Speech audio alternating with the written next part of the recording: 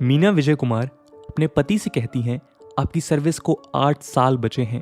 भले ही वीरप्पन को पकड़ने में सारा वक्त लग जाए, पर फिक्र मत करिएगा। उनके पति के विजय कुमार ने उन्हें छेड़ते हुए पूछा, वैसे इस भरोसे के लिए शुक्रिया, पर क्या आपको लगता है कि मुझे वीरप्पन को पकड़ने में 8 साल लगेंगे? मीना फिर कहती हैं, घर में आपको आपकी स्लीपर तो आसानी से मिलती नहीं है, वीरप्पन मिल जाए ये बहुत बड़ी बात होगी। शायद आपको इस बातचीत से अंदाजा लग गया होगा कि के विजय कुमार और मीना विजय कुमार किसकी बात कर रहे थे।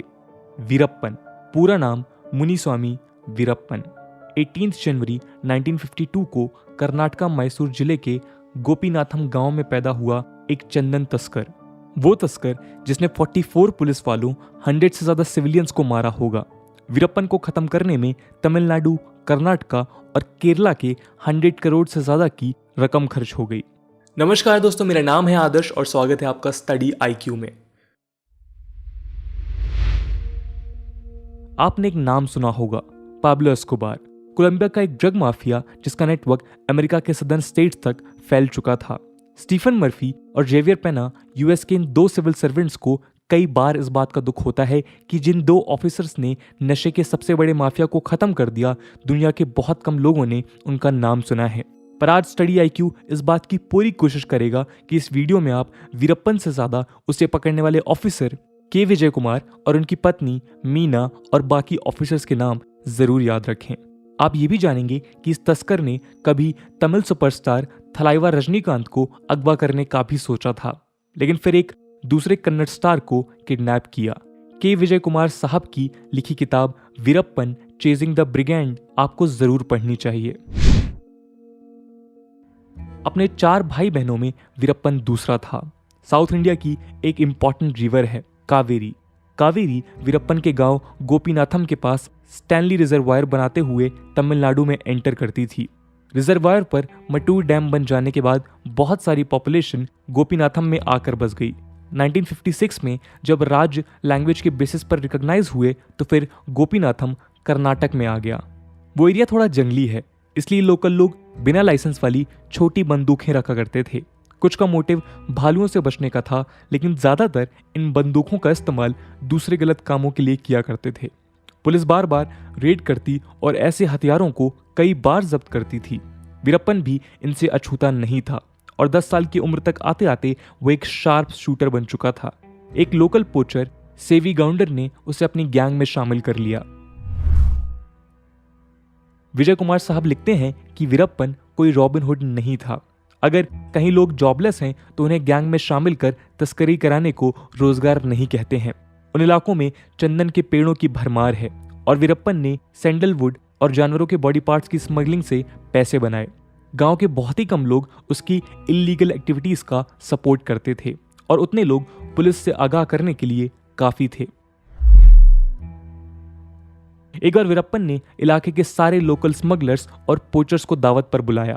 अपने आदमियों से यह संदेश भिजवाया कि वीरप्पन भी निहत्था होगा, जंगलों के बीच एक जगह होगी और पोचिंग स्मगलिंग को लेकर आपस में ही कुछ डील्स होंगी। खाने के बीच में वीरप्पन ने सारे गैंग लीडर्स को एक एक पान वाली सुपारी ऑफर की, जबकि ये वहां झाड़ियों में छुपे उसके आदमियों को गोली चलाने का इशारा था।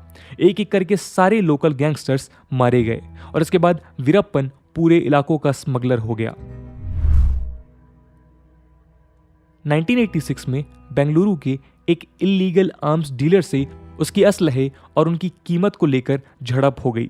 उस आर्म्स डीलर ने पुलिस को सारी जानकारी दे दी और एक रेस्टोरेंट से वीरप्पन को अरेस्ट कर लिया गया।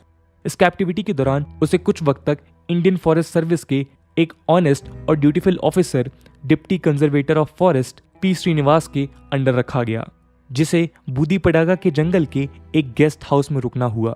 श्रीनिवास को एक दूसरे ऑफिशियल काम से कुछ वक्त के लिए कहीं जाना पड़ा और उन्होंने वीरप्पन की जिम्मेदारी अपने 2 गार्ड्स को सौंपी। वीरप्पन ने सर दर्द का बहाना करके उन गार्ड्स से थोड़ा तेल मांगा, जो उसे एक गार्ड ने लाके दिया। तस्वीरों से आपने ये तो जान लिया होगा कि वीरप्पन कोई मोटा आदमी नहीं था। उसने उस तेल का इस्तेमाल कर हथकड़ियों से अपने हाथ निकाल लिए और वहां से भाग गया।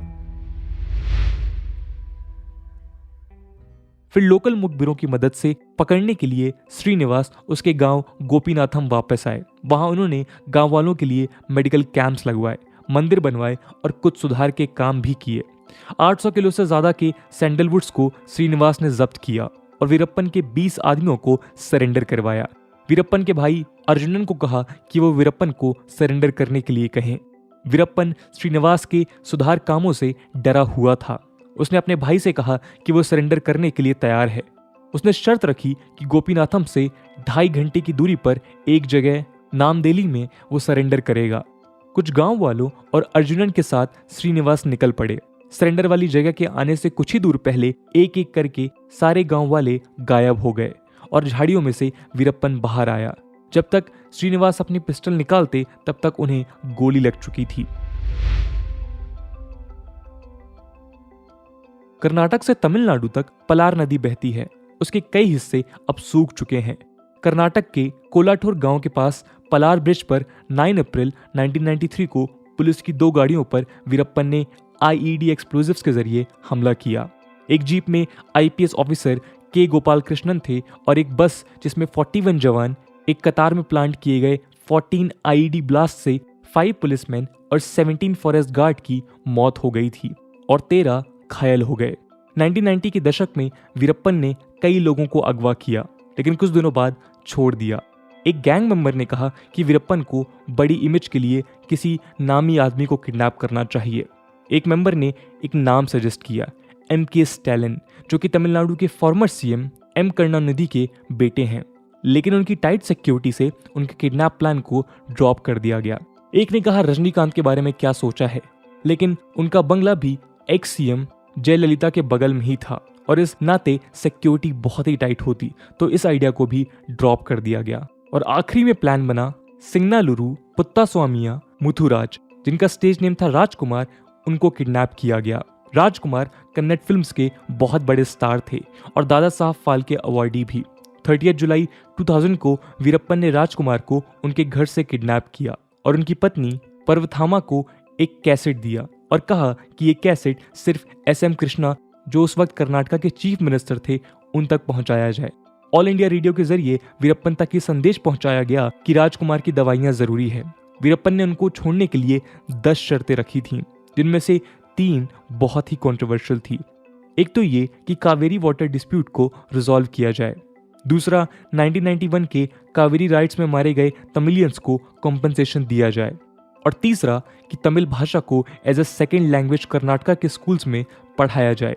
दोनों स्टेट्स में एंटी कर्नाटका और एंटी तमिल राइट्स ना हो जाएं, इसके लिए रजनीकांत ने दोनों स्टेट्स की सरकारों से कहा कि अगर जरूरत पड़े तो वो जंगल में वीरप्पन से बात करने जा सकते हैं। एक वक्त तो ऐसा भी आया था जब राजकुमार वहां से भाग निकले थे, लेकिन भागने के बाद सड़क पर पहुंचकर जिस पैसेंजर बस पर वो चढ़े, वो बस उन्हें वापस वीरप्पन के पास ही ले आई। हालांकि 108 दिनों की पूरी मशक्कत के बाद वीरप्पन ने राजकुमार को रिलीज कर दिया। सेमांधी नाम की एक हिली एरिया में वीरप्पन का फॉरेस्ट गार्ड के हेलीकॉप्टर से बहुत ही करीबी सामना हुआ। इतना करीबी कि वीरप्पन ये कहने लगा था, गोविंदा गोविंदा, इन्होंने मुझे देख लिया है, अब क्या करूं। लेकिन ये वीरप्पन का नसीब ही था जो उस वक्त वो वहां से बच निकला। अगस्त 2002 में कर्नाटका के एग्रीकल्चरल मार्केटिंग मिनिस्टर की हत्या के बाद कर्नाटका सरकार ने उस पर 5 करोड़ का इनाम रख दिया।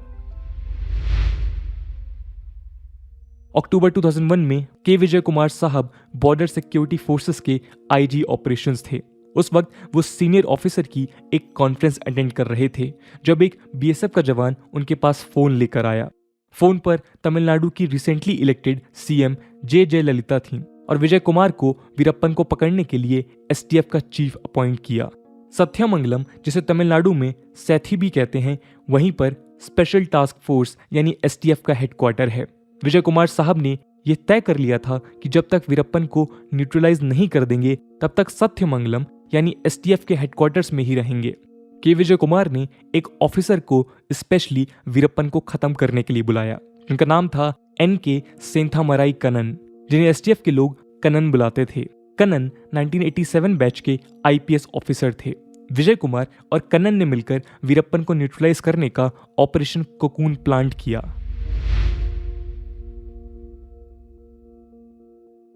यूएस आर्मी की ग्रीन बेरेट्स और Cuban military leader general Alberto bio के तरीके से इंस्पायर होकर कई छोटी छोटी टीम्स बनाई, जिसमें कांस्टेबल्स और इंस्पेक्टर्स थे।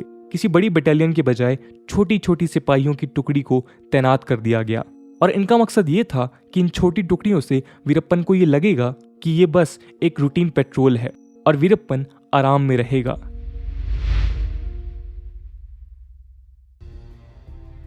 इनंडेशन का मतलब है एक फ्लड या किसी चीज का बहुत ज्यादा बढ़ जाना, जो इस ऑपरेशन का नाम था। छोटे ट्रूप से वीरप्पन के मुखबिर उसके पास इतनी ज्यादा इंटेल लेकर जाने लगे कि उसे ये एक रूटीन लगने लगा और इन सारे छोटे ग्रुप्स के पास बेस्ट पॉसिबल गियर से लेकर नाइट विजन डिवाइसेस जैसे सारे हाई एंड इक्विपमेंट्स थे। एसटीएफ के सारे लोगों को आंख पर पट्टी बांधकर अंधेरे में चलने और आवाज पहचानने की ट्रेनिंग को और बेटर किया गया। जंगल वीरप्पन का गढ़ था, तो उसे उसी के तरीके से हराया जा सकता था। इसके साथ ही कनन और विजय कुमार ने फोर्स के लोगों से कहा कि अगर गांव वालों को दोस्त नहीं बना सकते हो तो उन्हें नाराज भी मत करो, वो एक पोटेंशियल इन्फॉर्मर बन सकते हैं। दोनों ऑफिसर्स ने उन लोगों से ज्यादा बातें की जिनके किसी अपने को वीरप्पन ने मारा था। एक ऑफिसर की रिटायरमेंट में हुई बातचीत में उसी ऑफिसर ने विजय कुमार से एक सवाल किया और उन्होंने जवाब भी दिया। सर, आपको पता है कि हम कहां गलती कर रहे हैं? वीरप्पन एक मगरमच्छ है और जंगल उसका पानी है। हम उसे पानी में पकड़ने की कोशिश कर रहे हैं, जबकि हमें उसे बाहर लाना चाहिए। उसकी पत्नी सलेम में रहती है और वो कई सालों से अपनी बेटी से भी नहीं मिला है। वीरप्पन की पत्नी मुथुलक्ष्मी से उसे 2 बेटियां हुई थी। वीरप्पन को अपनी मूंछों में रंग लगाते वक्त डाई की कुछ छींटे उसके बाईं आंख में चले गए थे। प्लान ये बनाया गया कि वीरप्पन को आंखों के इलाज के लिए जंगल से बाहर लाया जाए और उसको उसकी बेटी की याद दिलाई जाए। चाय के एक बागान में विजय कुमार और कनन ने ये सारा प्लान बनाया। चाय के बागानों से उन्हें अमेरिका की 1773 में घटी बोस्टन टी पार्टी का इंसिडेंट याद आ गया और उन्होंने ऑपरेशन के इस हिस्से का यही नाम रख दिया।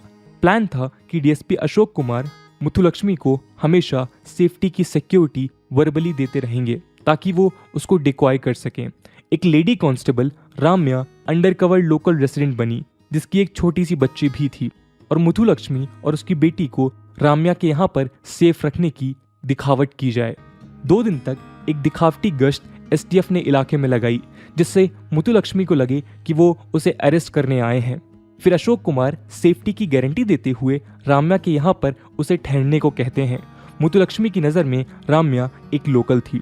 फिर कुछ दिनों के बाद राम्या ने मुथुलक्ष्मी से कहा कि वो एसटीएफ से बचते हुए वीरप्पन की आंख का इलाज करा सकती है और उसे अपनी बेटी से मिलना चाहिए।